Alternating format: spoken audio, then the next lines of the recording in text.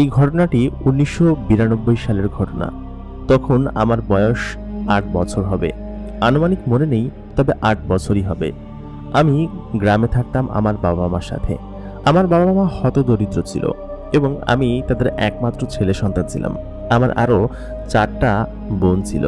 আমি খুব দুষ্টু ছিলাম। ১৯৯২ সালের ওই সময়টাতে গ্রাম অঞ্চল কেমন ছিল সেটা আপনাদের সবারই জানা আছে। আমার সাথে যে ঘটনাটা ঘটেছিল সেটা আমার জীবনকে সম্পূর্ণরূপে বদলে দেয়। আমি ছোটবেলা থেকেই দারিদ্রতা দেখিয়ে বড় হয়েছি।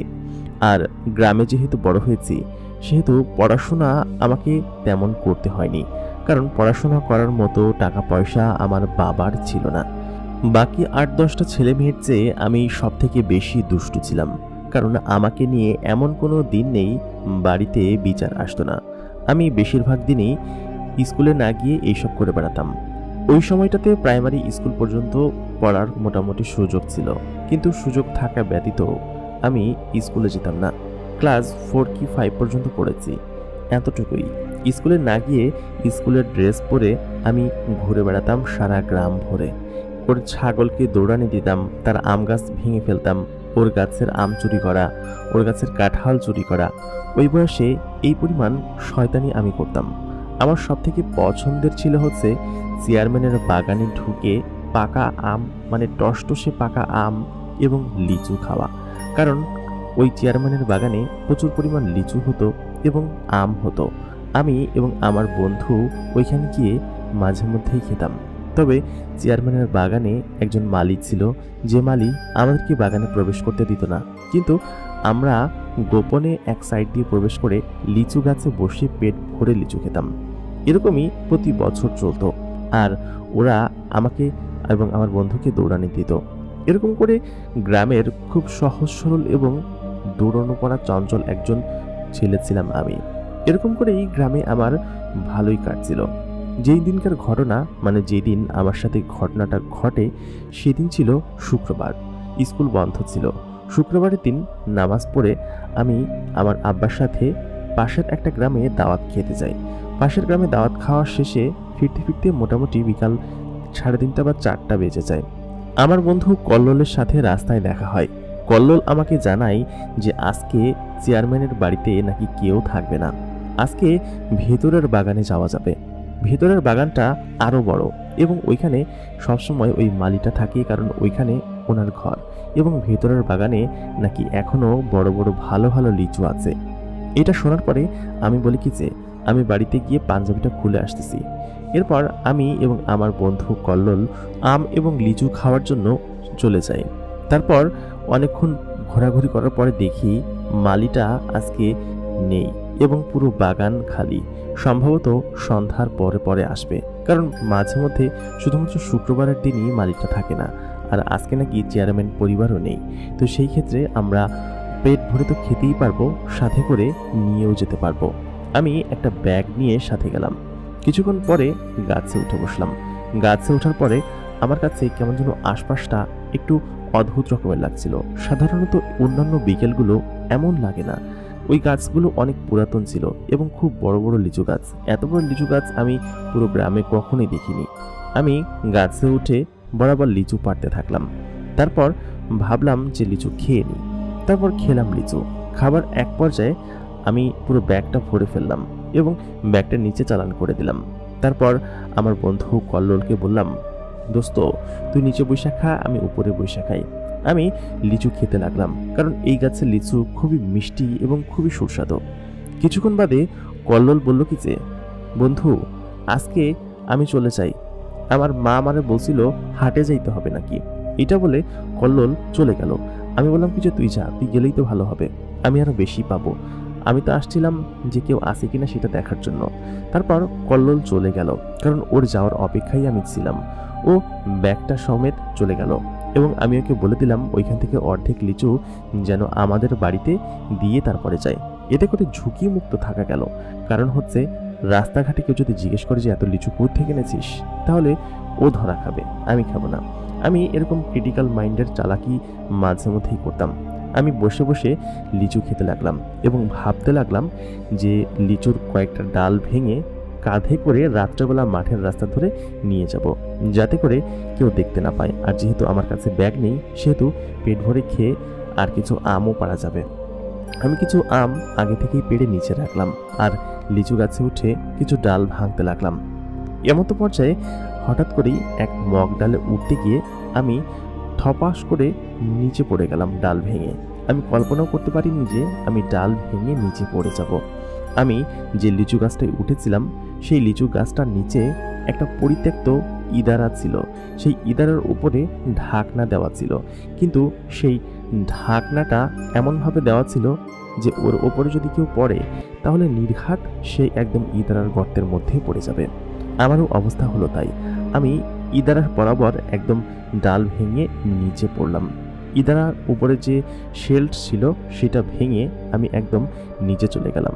আমি কাছে ওঠার আগে দেখেছিলাম যে এখানে একটা ইদারা আছে, তবে এই ইদারাটা বহুত বছর ধরে পরিত্যক্ত, কারণ এটা দেখেই বোঝা যাচ্ছে আশেপাশে গাছপালায় জড়িয়ে ধরেছে এবং ইদারার ভেতরটা কেমন হবে সেটা তো দেখিনি, বাইরে থেকে দেখেই বোঝা যাচ্ছে যে এটা অচল। আমি যখন ওই ইদারার মধ্যে পড়ে গেলাম, আমি তো ভেবেছিলাম যে আমার হাত পা ভেঙে একদম গুড়মুড় হয়ে যাবে, কিন্তু ওর ভেতরে যখন পড়লাম তখন দেখলাম কিছু লতা পাতা আমাকে বাঁচিয়ে দিয়েছে। এর ভেতরে এত বড় বড় লতা পাতা কোত্থেকে আসলো সেটাই বুঝতে পারছিলাম না। যাই হোক, সব থেকে বড় কথা হচ্ছে যে বেঁচে গিয়েছি, এটাই বড় কথা। কিন্তু এখান থেকে উঠবো কিভাবে? তখন আমার বয়স 9 বছর হবে বা 10 বছর হবে, এরকম একটা বয়স, এবং কিছুক্ষণ বাদেই সন্ধ্যা নেমে আসবে। আর সন্ধ্যা নামার সাথে সাথেই তো ওই মালি যে আছে সে চলে আসবে, আর এসে যদি দেখে যে এই কাণ্ড করেছি তাহলে তো আজকে আমার খবর আছে, আজকে বিচার বসবে। আমি সেটা নিয়ে চিন্তিত ছিলাম, কিন্তু আমি যে ইদারার মধ্যে পড়ে গিয়েছি সেটা নিয়ে আমি কোনোভাবেই কোনো চিন্তার মধ্যে ছিলাম না। আমি ইদারা থেকে অনেক কষ্টে উঠতে চেষ্টা করলাম, কিন্তু কোনোভাবেই আমি উঠতে পারছিলাম না। আমার মনে হঠাৎ করে ভয় ঢুকে গেল, কারণ বাইরে অন্ধকার হয়ে আসছে আর ইদারার নিচে একদম অন্ধকারচ্ছন্ন, মানে টোটালি অন্ধকার হয়ে আসছে। আমি হাঁটাহাঁটি করতে লাগলাম আশপাশটায়, খুব বেশি স্পেস নেই, তবুও যখন আমি হাঁটাহাঁটি করলাম আমার পায়ে বাঁধলো একটা অদ্ভুত দেখতে বোতল কিনা আমি বলতে পারবো না, পিতলের বোতলের মতো, এবং সেই বোতলের মুখটা একটা ছিপি দিয়ে আটকানো এবং তার মুখে একটা তাবিজ পরানো।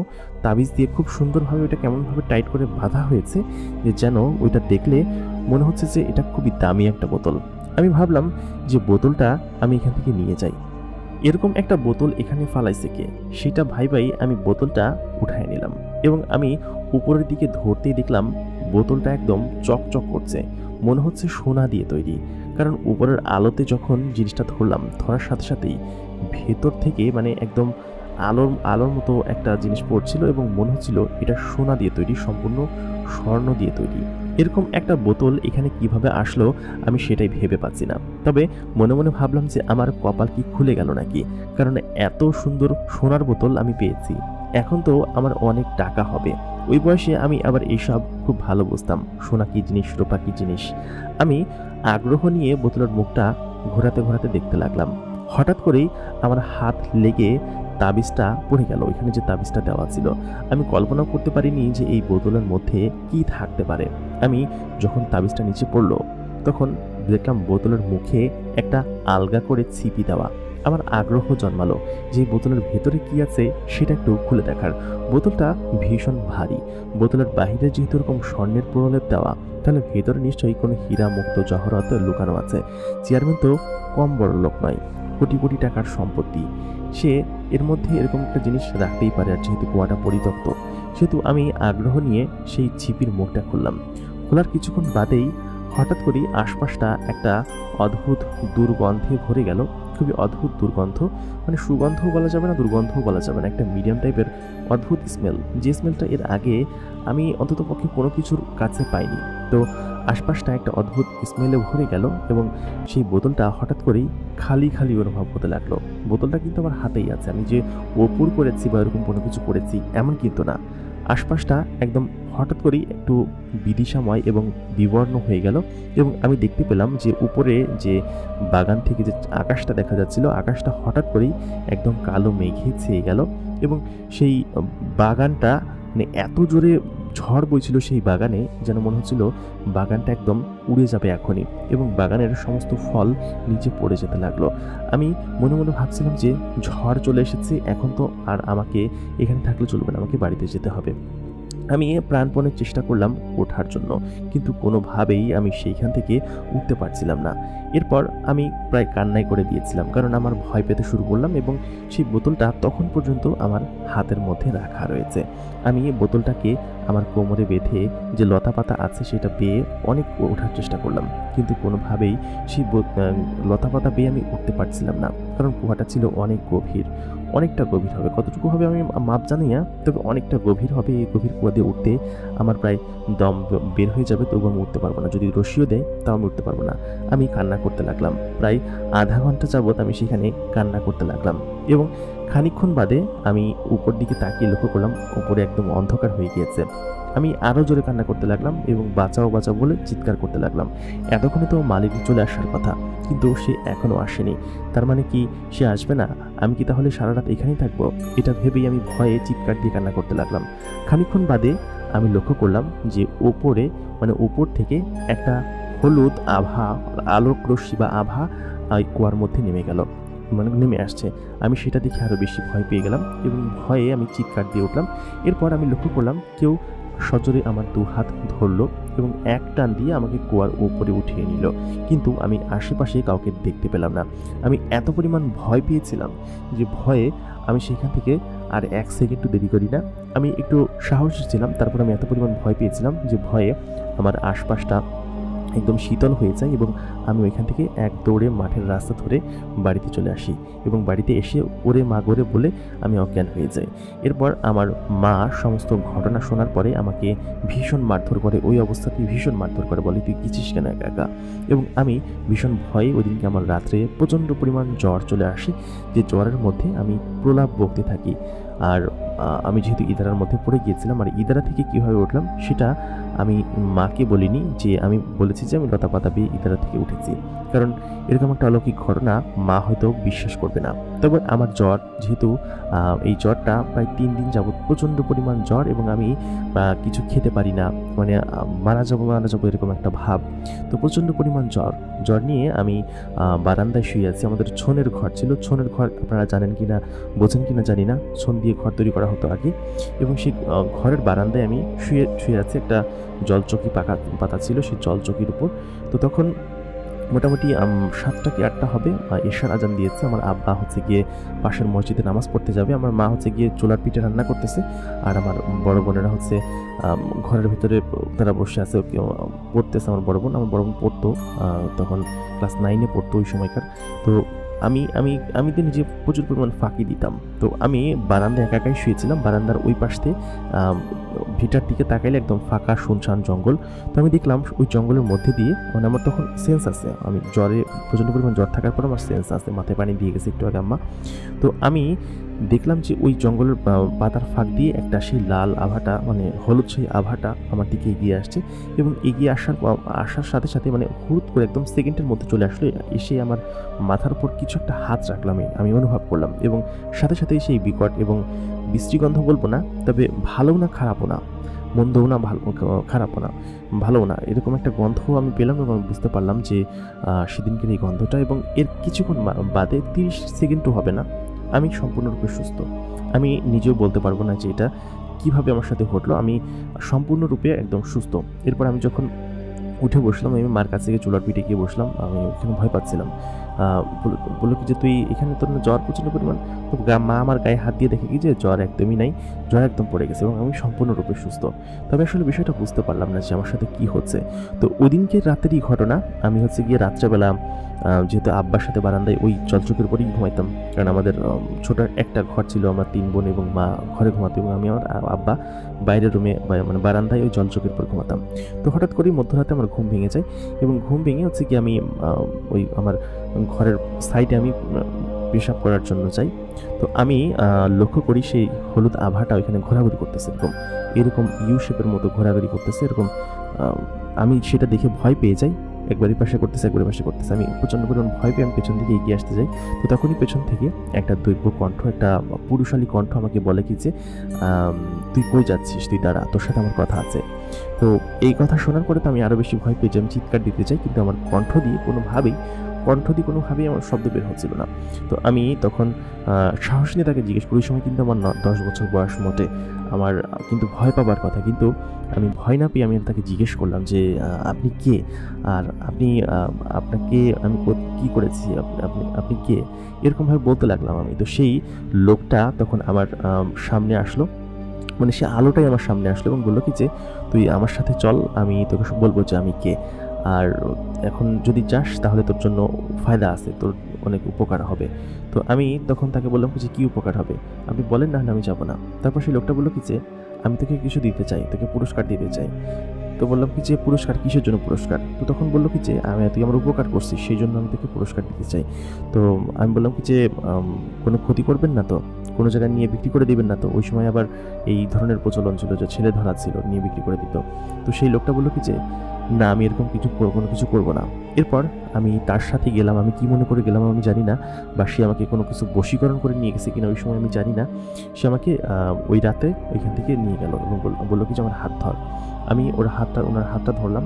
ওইটা একটা পুরুষ মানুষ ছিল এবং দেখে বোঝা যাচ্ছিল যে অনেক বয়স্ক, কারণ আমি ভালো মতো দেখতে পাইনি। তার হাতের চামড়ায় একটু ভাঁজ পড়া ছিল, তার মুখে বড় বড় দাড়ি ছিল এবং দাড়িগুলো পাকা ছিল না, কাঁচা দাড়ি ছিল।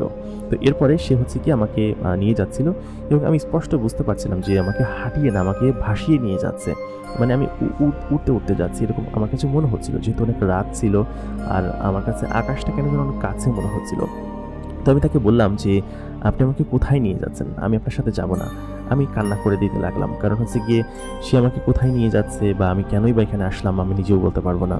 এরপর আমি কান্না করতে যখন লাগলাম, সে বললো কি যে, কান্না করো না, আমি তোমার কোনো ক্ষতি করবো না, আসলে তুমি আমার প্রাণ বাঁচিয়েছো, আমি তার প্রতিদান তোমাকে দিতে চাই। আমি বললাম, আমি আপনার প্রাণ কীভাবে বাঁচাইছি? তো সেই লোকটা তখন একটা জায়গায় আমাকে নিয়ে গেল। সেই জায়গাটা আসলে সম্পূর্ণ অচেনা, আমি এইরকম জায়গা কখনো দেখি নাই। বড় বড় তাল গাছ কিনা কী গাছ বলবো আমি জানি না, পাতাগুলো লম্বা, মানে আমরা সাধারণত গাছ দেখি কীরকম গাছ সোজা ওঠে এবং ডাল হয়, পাতা হয়, এরকম গাছ, কিন্তু ওইখানে ওরকম না। ওইখানে নিচে থেকে পাতা শুরু হয়েছে এবং উপরে হচ্ছে গিয়ে শেকড়ের মতো, মানে গোড়ার মতো আর কি, এবং গোড়া গিয়ে শেষ হয়েছে, নিচে পাতা ভরা কিন্তু উপরে গোড়া। আমি এটা দেখে তো ভীষণ অবাক হয়ে যাই। এবং সেখানে ঘরগুলো আমরা সাধারণত কীরকম 4 কোণা 3 কোণা এরকম 3 চালা 4 চালা ঘর হয়, ওইখানে এরকম কোনো ঘর না, ওইখানে সব ঘর মানে সব গোল ঘর, মানে গোলই বেশি আর কি, গোল ইমারত। তো এইগুলা আমি দেখে বললাম কিছু, এটা কোথায়? তো সেই লোকটা তখন বললো, এটা হচ্ছে গিয়ে আমাদের এলাকা, আমরা এখানে থাকি। তো আমি তোমাকে তোমার প্রতি কৃতজ্ঞতা জানাতে চাই, তুমি আমার প্রাণ বাঁচাইছো। তো আমি তখন বললাম কি যে, আমি কীভাবে আপনার প্রাণ বাঁচাইছি?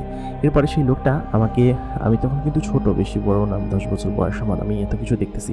সেই লোকটা আমাকে সেখানে নিয়ে গেল এবং প্রথমবারের মতো সেই লোকটাকে আমি যখন আলোর মধ্যে আসলো, একটা ওই যে নীল আভা, হলুদ আভা, এরকম আভা জাতীয় আলো তাদের ওইখানে টানানো আর কি, একটা পাতার মধ্যে থেকে আলো আসতেছে। আমি এটা দেখে অবাক হয়ে যাই যে একটা পাতার মধ্যে থেকে আলো আসতেছে। এরপর সেই লোকটাকে আমি যখন সামনাসামনি দেখতে পাই, লোকটা একটা মানুষের বেশি ছিল আমার সামনে, মানে মানুষ যেরকম দেখতে ঠিক সেরকম, কিন্তু লোকটা একটু উঁচা লম্বা এবং একটু জোয়ান আর কি, হাট্টা কাটা, অনেক হাট্টা কাটা জোয়ান আর কি। তো আমাকে একটা চেয়ারে বসতে দিল। সেই চেয়ারটাও খুবই অদ্ভুত।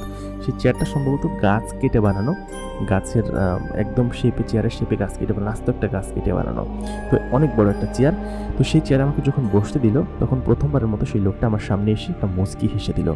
তো এরপরে আমাকে সেই লোকটার গা থেকে তখন কিন্তু ওইরকম বিশ্রী গন্ধ আসছিল না, একটা ভালো সেন্ট আসতেছিল।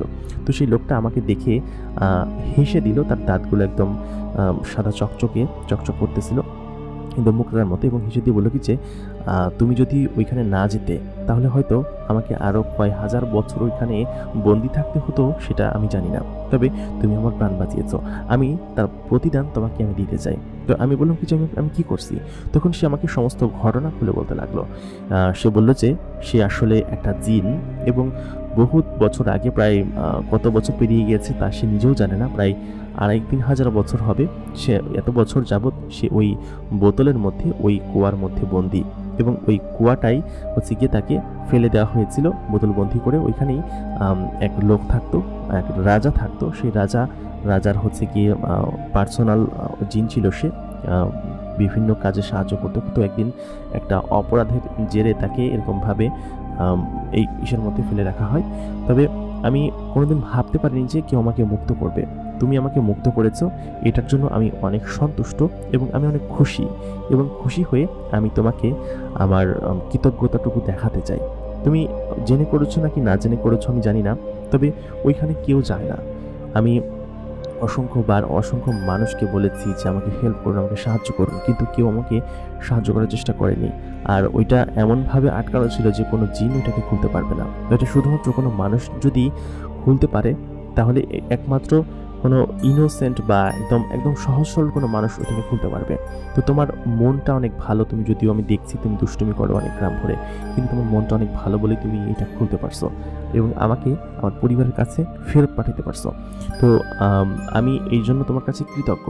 তো আমি এই কথা শুনে আমি তার কথা শুনে আমি ভীষণ ভয় পেয়ে গিয়েছিলাম এবং আমি থরথর করে কাঁপতেছিলাম, কারণ আমি জিনের কথা, জিনের গল্প আমার দাদা দাদির কাছে শুনছি, আমার আব্বা আম্মার কাছে শুনছি জিনের গল্প, কিন্তু এই প্রথমবারের মতো আমি তাদের সচক্ষের সামনে দেখতেছি। তো আমি তখন ওই লোকটাকে বললাম যে আপনি সত্যিই জিন, আপনাকে দেখে আমার ভয় লাগতেছে। তখন সেই লোকটা আবার মুচকি হেসে দিল, বললো কি যে আমাকে দেখে ভয় পাবার কিছু নেই, আমি তোমার কোনো ক্ষতি করবো না বাবু, তুমি একদমই ভয় পেও না, তুমি আমার উপকার করেছো, বরং তোমাকে আমি প্রতিদান দিতে যাচ্ছি। তো যাই হোক, আমি মনে একটু সাহস সঞ্চয় করলাম, আমি তখন কেঁদে দিয়েছিলাম, আমি জোরে জোরে কান্না করছিলাম। তো সে আমার মাথায় হাত বুলিয়ে দিয়ে বললো কান্না করো না। তারপর সে আমার সামনে বিভিন্ন রকমের খেলার জিনিস হাজির করতে থাকলো, এটা ওটা।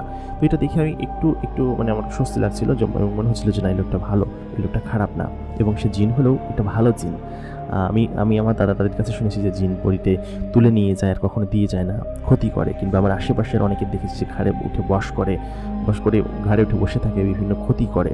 আমি এইসব শুনেছি, কিন্তু ভালো জিনিস আমি প্রথমবার দেখতেছি যে কিনা আমাকে এরকমভাবে আপ্যায়ন করতেছে বা আমাকে এরকমভাবে সে ট্রিট করতেছে। এটা দেখে আমি অবাক হই এবং খানিকটা বিভ্রান্ত হয়ে যায়। তো তারপরে সে হচ্ছে আমাকে খেতে দেয়। আমি যখন বলি যে আমার খিদা লেগেছে, কারণ হচ্ছে রাত্রেবেলা আমরা যা খাই আর কি, ওইটাতে আমাদের পেট ভরে না।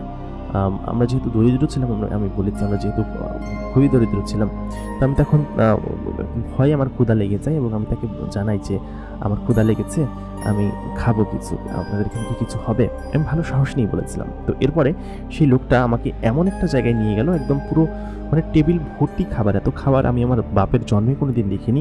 মানে আমার এই যে 10 বছর, আমি ওই সময় আর কি 10 বছর আমার বয়স, 10 বছর আমি কোনোদিন দেখিনি এত ভালো খাবার। কয়েক পদের মাংস, ফল, তারপরে পোলাও, রেজালা, নানান ধরনের জিনিস। আমি সর্বশেষ মনে হয় গরুর মাংস খেয়েছিলাম 8 বছর বা 7 বছর বয়সে, ওই একটা 40-আর অনুষ্ঠানে আমার আব্বার সাথে। আমার আব্বার তো কেউ দাঁত দিত না, আর গরুর মাংস কিনে খাবার সেরকম সামর্থ্য আমাদের ছিল না। তো এটা দেখে আমি আসলে হামলে পড়ি। আমি এত পরিমাণ খাই যে আমার পেট ফেটে যাওয়ার উপক্রম ছিল। তো খাবারগুলো হচ্ছে গিয়ে খুবই সুস্বাদু ছিল, এবং তখন ওই লোকটা জানালো যে খাবারগুলো নাকি আমার জন্য ওনারা নিয়ে আসছে আমাদের এলাকা থেকে, আমরা যেখানে থাকি, মানুষরা যেখানে বসবাস করি সেই এলাকা থেকে নিয়ে আসছে, এবং সেই এলাকার খাবারগুলো আমাকে খাওয়ানো হয়েছে। এবং তারা নাকি এইসব জিনিস খায় না। আমি যখন জিজ্ঞেস করলাম, ওই ছোটো বয়সে আমি আপনাদেরকে আগেই বলেছি যে আমি অনেক কিছু বুঝতে পারতাম, আমার বয়স আন্দাজে আমার জ্ঞান ভালোই ছিল। তো আমি তাদেরকে জিজ্ঞেস করলাম যে এটা আসলে আপনারা খাবেন না? আমি ওনাকে বললাম যে আপনিও বসেন খেতে। তখন সেই লোকটা বললো কি যে জিনটা বললো যে না, আমরা এগুলো খাই না, আমাদের খাবার ভিন্ন। তো আমি তাদেরকে জিজ্ঞেস করলাম যে আপনারা কী খান? তো তখন তারা একটা জিনিসের আভাস দিল যে তারা হাড় খায় আর কি, পশু পাখি বা যে কোনো কিছুর হাড় তারা খায়, এটা তাদের প্রিয় খাবার। তারপরে তারা মিষ্টি খেতে পছন্দ করে, বিশেষ করে জিলাপি জাতীয় মিষ্টি, তারপর সন্দেশ জাতীয় মিষ্টি তারা খেতে পছন্দ করে। এই ধরনের মিষ্টিগুলো তারা খায়। তো টেবিলের উপর দেখলাম কয়েক পদের মিষ্টি সাজানো আছে। তো আমি তাকে বললাম কি যে আপনি খান একটা। তো সে বললো কি যে না আমি খাবো না, তুমি খাও। সে খুব আগ্রহ নিয়ে আমার খাওয়া দেখছিল, কারণ আমি অনেক বছর কোনোদিন আমি এরকম খাবার খাইনি। তো যাই হোক, খাবার খাওয়া শেষে সে হচ্ছে গিয়ে আমাকে একটা জায়গায় নিয়ে যায়। সেখানে নিয়ে গিয়ে তাদের যেসব পোশাক আর কি পরে আর কি, তারা যেসব পোশাক পরে সেই সব পোশাক আমাকে হচ্ছে গিয়ে তাই বলে কি যে এই পোশাকগুলো তুমি পরবা এবং এগুলো আমার জন্যই বানানো হয়েছে নাকি, আমাকে দেয়। পোশাকগুলো একটু অদ্ভুত, মানে কি কাপড় দিয়ে তৈরি আমি বলতে পারবো না, কাপড় কিনা জানি না জিনিসগুলো, কিন্তু পরে অনেক আরাম আছে, একদম তন্তুর তৈরি, রেশমের না সেটা। তখন আর কি সেই কাপড়গুলো এখনও আমার ঘরে আছে আর কি, যেগুলো ওনারা দিয়েছিল আর কি। প্রায় 3-4 সেট কাপড় আমাকে দেয় এবং ওনাদের কাপড় পরায় দেয়। তো ওনাদের কাপড় পরানোর পরে উনি আমাকে আশপাশটা ঘুরায় ফিরে দেখাইতে লাগে। উনি এখানে থাকতো এবং উনি আসার পরে ওনাদের এলাকায় একটা উৎসব লেগে গেছে, কারণ হচ্ছে অনেক বহুত বছর, প্রায় 3000 বছর উনি আসলে এখানে ছিলেন না। ওনার বন্ধুবান্ধব যারা ছিল অনেকেই মারা গিয়েছে, ওনার পরিবারের মা বাবা ছিল, ওনারা মারা গিয়েছে। উনি এখনও বেঁচে আছে এবং উনি বেঁচে আছে এই কারণে যে এত বছর পর্যন্ত সাধারণত জিনরা বেঁচে থাকে 1000, 2000, 1500 বছর পর্যন্ত, কিন্তু উনি বেশি বেঁচে আছে এবং এখনও যুবক আছে, কারণ হচ্ছে ওনাকে ওই যে বোতলের মধ্যে এমনভাবে রাখা হয়েছিল যে ওনার বয়সটা বাড়েনি। তো এটা দেখার পরে মানে সবাই অবাক হয়ে যায় এবং ওনাদের এলাকার সব থেকে মুরব্বী লোক বলতে তখন উনি ছিল, আর কয়েকজন ছিল। তো আমাকে সমস্ত কিছু ঘুরে ফিরে দেখাতে থাকে। তো আমি তার কাছে একটা আবদার করি যে আমি ওই সময় অনেকটা সাহস আমার কাছে চলে আসে। আমি তার কাছে একটা আবদার করি যে আসলে আমি তো কোনোদিন জিন দেখি নাই, আপনাদের রূপ কি আপনারা এরকমই থাকেন নাকি অন্যরকম থাকেন? তো এটা বলার পরে সেই লোকটা একটু বলল কি যে তুমি আসলে ভয় পাবে আমাদেরকে যদি আসল রূপে দেখো, সেহেতু আমি চাচ্ছি না তোমাকে ভয় দিতে, কারণ হচ্ছে গিয়ে এমনিতেই তুমি আমার প্রাণ বাঁচিয়েছো, অনেকটা ভয় পেয়েছো অলরেডি, সেহেতু আমি চাচ্ছি না যে তুমি আমাকে দেখে ভয় পাও, কারণ আমাদের আসল চেহারা খুবই বিভৎস, কুৎসিত এবং এগুলো দেখে তুমি নির্ঘাত ভয় পেয়ে যাবো। যদি বড় হতো আমি তোমাকে দেখাইতাম, কিন্তু আসলে এটা সম্ভব না, এরকম অনুরোধ করো না আমার কাছে। তো আমি তাকে বললাম কি আচ্ছা ঠিক আছে আঙ্কেল, আমি এরকম কোনো কিছু করবো না, তবে কোনোদিন যদি সুযোগ হয় তাহলে আমি আপনাকে সামনে মানে আপনার আসল রূপে দেখতে চাই। তো তখন সেই জিন আঙ্কেল বললো কি আচ্ছা ঠিক আছে, সমস্যা নেই, সেটা দেখা যাবে। তো এরপরে আমি প্রায় সারা রাত ওইখানে ছিলাম এবং আমাকে ওনারা বিভিন্ন জিনিস ঘুরে ফিরে দেখাইতে লাগলো সবাই। আরেকটা জিনিস হচ্ছে কি আমার কাছে সব থেকে ভালো লাগছে, সেটা হচ্ছে ওইখানকার মেয়েরা অনেক সুন্দর। মানে ওই সময় কিন্তু আমার মনের মধ্যে ভালোবাসার ওরকম অনুভূতি ছিল না, কিন্তু পরবর্তীতে যখন আমি বুঝতে শিখি আমার কাছে আর কি বিষয়গুলো খুবই ইন্টারেস্টিং লাগতে শুরু করে। এখানে মেয়েরা এত সুন্দর যে তাদের দিকে তাকালে আপনার চোখ ঝলসে যাবে, এত লম্বা লম্বা চুল একদম কোমর পর্যন্ত। তারপর হচ্ছে গিয়ে আসলে কি তারা এত সুন্দর কিনা জানি না, কারণ হচ্ছে উনি আমাকে বলেছিল যে এটা তাদের আসল রূপ না। কোনো মানুষের সামনে গেলে তারা সাধারণত মানুষের বেশেই যায় কিংবা পশু পাখির বেশে যায়, তবে এটা তাদের আসল রূপ কিনা সেটা আমি জানি না, তবে আসল রূপ হলে তো ভালো। তারপর ওই রাতে আমাকে আমি বলি কি চাচ্ছি ঠিক আছে আমি বাড়িতে চলে যাব, আমার বাড়িতে যেতে হবে। তো তখন সেই আঙ্কেলটা বলে কি যে আরও থেকে যাও, জিন আঙ্কেলটা বলে আরও কিছুক্ষণ থেকে যাও বা কিছুদিন থেকে যাও, ওইসব বিষয় নিয়ে তোমাকে চিন্তা করতে হবে না। তো আমি বললাম কি যে না আমি থাকবো না, আমি বাড়িতে চলে যাব, কারণ সময় ছোটো ছিলাম, আমি এতটা বুঝতাম না, হয়তো বড় থাকলে থেকে যেতাম। তো উনি আমাকে বলেছিল যে ওইসব বিষয় নিয়ে কোনো সমস্যা নাই, তোমার বাড়িতে কোনো সমস্যা হবে না, তুমি এখানে থাকবা আর ওইখানে তোমার বেশি আরেকটা জিনকে আমরা পাঠিয়ে দিব, তুমি যে কদিন ইচ্ছা থাকতে পারো এখানে। তো আমি তখন বললাম কি যে না আমি এখানে থাকবো না, কারণ আমার কাছে আনইজি লাগতেছিল এবং ভয়ও লাগতেছিল তখনও, যদিও ভয় অনেকটা কাটায় উঠছিলাম। এবং আমাকে তখন ওই জিনটা মানে ওই জিন লোকটা আমাকে ওইখান থেকে নিয়ে আমাকে সেইখানে দিয়ে আসে আবার, আমি যেখান থেকে আমাকে নিয়ে গেছিলো। এবং আমি গিয়ে দেখি কি যে তখন প্রায় দুপুর 12টা বাজে, দুপুর 12টা নাগাদ হচ্ছে গিয়ে। এবং আমি এতক্ষণ যদিও আমার পরিবর্তে একটা জিন এখানে ছিল আমার রূপ ধরে, যাতে করে সন্দেহ না করে কেউ, এটা আমি পরবর্তীতে এসে জানতে পারি। আমার মা আমাকে বলে যে কিরে তুই কই গেছিলি সকালে ঘুম থেকে উঠেই আর কি। তার মানে আমি তো সেই রাত্রেবেলায় গেছি, সকালবেলাতে আমি এখানে ছিলাম না। তো আমি নিশ্চয়ই ওই জিনটা কোথাও একটা গিয়েছিল এবং আমাকে আমি যখন ফিরছি তখন আমাকে জিজ্ঞেস করছি আমি কোথায় গেছিলাম। তো আমি বললাম কি যে তো একটু ওই পাশে গেছিলাম আর কি। তো এটা বলে আমি পাশ কাটায় চলে গেলাম। তো এই ঘটনার পরবর্তীতে আমার আসলে ওই জিনটা আমাকে অনেকভাবে আমাদেরকে সাহায্য করে। আমার একটু একটু করে আমাদের যে দারিদ্রতা ছিল সেগুলো আসলে বিমোচন হতে শুরু করে। আমার আব্বা হচ্ছে গিয়ে একটা কাজ পায়, মানে যে কোনো ধরনের বিপদ আপদ, যে কোনো ধরনের সমস্যা আমাদেরকে হচ্ছে ওই জিনটা আমাদেরকে হেল্প করতো, যে কোনো ধরনের সমস্যা। আমি তো আব্বাকে বলতাম না, বা আমার বলা মানা ছিল আর কি। লোকটা জিনটা আমাকে জানিয়েছিল যে আমি যেন না জানাই পরিবারের কাউকে। তো যাই হোক, এরকমভাবে আস্তে আস্তে জিনটা আমাদের সাহায্য করতে থাকে, আমাদের হেল্প করতে থাকে। এবং আমি তখন ওই জিনটা আমার বন্ধুরূপে ছিল। আমি যখনই তাকে ডাক দিতাম কোনো একটা প্রয়োজন হলে, সে ছুটে চলে আসতো আমাকে সাহায্য করার জন্য, আমাকে হেল্প করার জন্য। তো এরকম করে হচ্ছে কি আস্তে আস্তে আমাদের দিন বদলাতে শুরু করে, আমি আস্তে আস্তে বড় হই। তারপর এক পর্যায়ে আমাকে সমস্ত ধরনের সাহায্য সহযোগিতা করতো। আমি যখনই ডাক দিতাম তখনই আসতো। তো এরকম করে হচ্ছে কি ওই জিনটা হচ্ছে কি আমাকে সাহায্য করতো। এখন প্রায় 22 বছরের বেশি কেটে গেছে আর কি ওই সময় থেকে। এখন পর্যন্ত আমি যখন মাঝে মধ্যে ডাকি, প্রয়োজন হলেও মাঝে মধ্যে আসে, আবার অনেক সময় আসে না। এবং আমি এটা জানি যে আমি ডাকলে আসুক বা না আসুক, আমার বিপদে আপদে সে সবসময় আমার সাথে আছে এবং সবসময় আমাকে সাহায্য করার জন্য এগিয়ে আসে। এবং উনি আমাকে বলেছে যে তোমার কোনো প্রকার কোনো ক্ষতি হবে না এবং তুমি সবসময় আমার ছায়াতলে থাকবে আমি যতদিন জীবিত আছি। যদিও তুমি আমার আগে মারা যাবা, কারণ মানুষের আয়ুষ্কাল খুবই কম হয়, আমাদের আয়ুষ্কাল অনেক বেশি হয়। তবে তোমার 7 পুরুষ সমেত আমি তোমাকে প্রোটেক্ট করব। আমি যতদিন বেঁচে আছি, তোমার যত পুরুষ আসবে সামনে, আমি তত পুরুষ পর্যন্ত তোমাদের গোলাম হয়ে থাকবো, কারণ তুমি আমার জীবন বাঁচিয়েছো, আমাকে স্বাধীনতা দিয়েছো। তো এটা আসলে ভুলে হয়ে গেলেও আমার জন্য এটা আশীর্বাদ স্বরূপই হয়েছে। কারণ হচ্ছে গিয়ে ওই জিনটা এখনও আমাকে সাহায্য করে। আমি যদি এখনও ডাক দিই, তারপরেও সে চলে আসবে, হয়তো সাথে সাথে আসবে না, কোনো কাজে থাকলে বা ব্যস্ত থাকলে হয়তো পরবর্তীতে আসে। এবং আমার কোনো বিপদ হলেই সাথে সাথে সে আমার কাছে চলে আসে আর কি। আমি নিজেও দেখতে পাই না যে আমার প্রতি বিপদের ফাঁড়া গেছে, আমি নিজেও বুঝতে পারি না, কিন্তু সে সেটা থেকে আমাকে উদ্ধার করে নিয়ে আসে।